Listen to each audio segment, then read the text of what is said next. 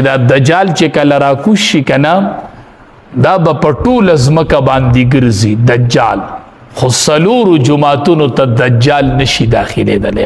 په ټوله ځمکه به دجال وګرځي خو په څلورو جماعتونو ته به دجال نشي داخلېدلی.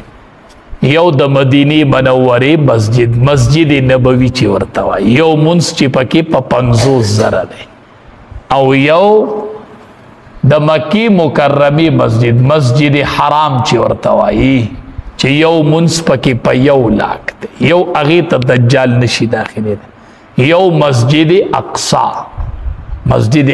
شام کې چې دی، بیت المقدس چې ورته وایي مسجد اقصا، او یو مسجد طور.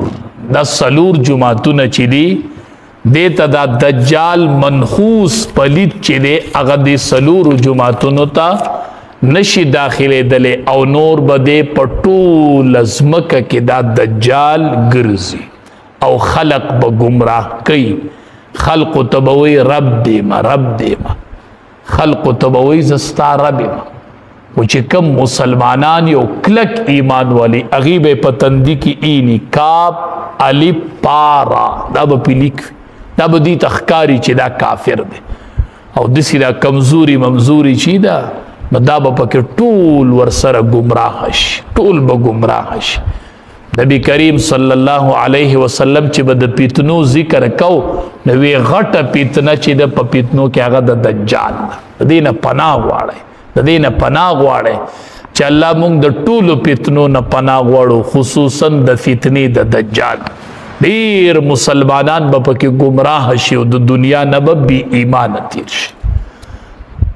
سبحان الذي پاک دے هغه ذات اسرا بعبده چې بوی وستو خپل بندا لیلا من المسجد الحرام شپه پشپه د مسجد حرام نه بو وستو ال المسجد الاقصى مسجد اقصا ته بیت المقدس ته بوس.